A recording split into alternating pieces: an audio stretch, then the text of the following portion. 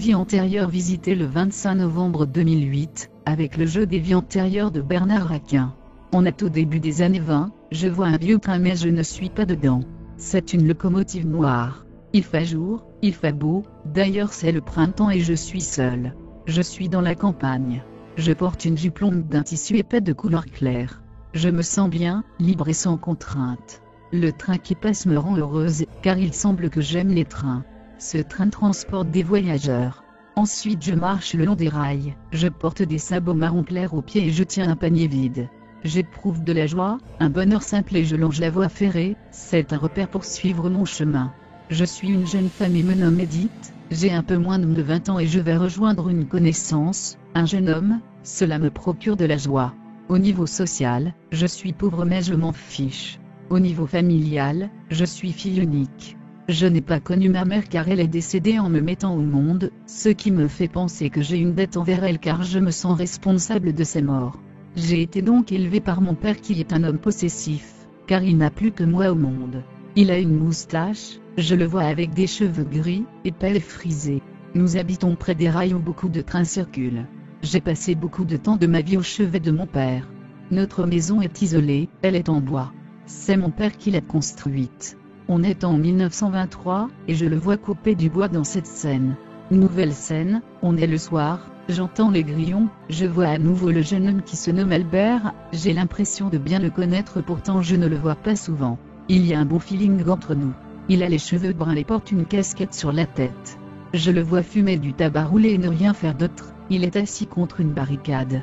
Il est surpris de me voir d'après ce qu'il dit. Il m'attendait sans croire que je viendrais. Je lui annonce la mort de mon père. Il n'est pas très expressif, plutôt Jean foutiste. Il vit encore chez ses parents. Dans la scène, on parle tout bas. Ensuite, je vois l'enterrement de mon père.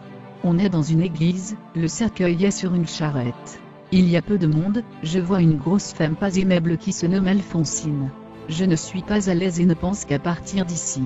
Puis, nous sommes au milieu des années 30, je mets au monde un garçon qui s'appelle Célestin. Le père est Albert avec qui je vis mais nous ne sommes pas mariés.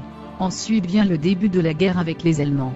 Albert est mobilisé et s'en va faire la guerre, il dit qu'il va nous protéger pourtant, il dit qu'il ne veut pas subir la guerre des tranchées, comme ses aïeux en 1916 mais il part quand même. Je retourne avec mon fils dans la maison de mon père qui est restée inhabitée depuis mon départ.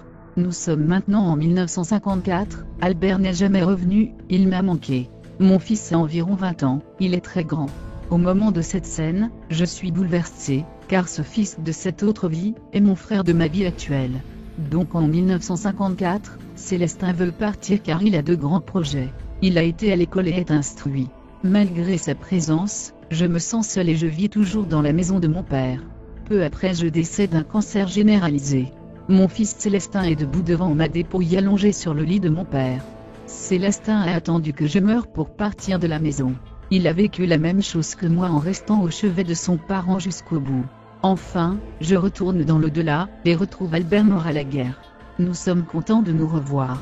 J'ai vécu une vie simple où il fallait que je croie en moi en prenant seul les responsabilités d'éducation de mon fils. Célestin mourut vers 1975 à cause d'un accident de chasse. Il se réincarna en 1986 sous le prénom Michael, mon frère actuel Benjamin de 14 ans, dont je me suis occupé comme mon fils.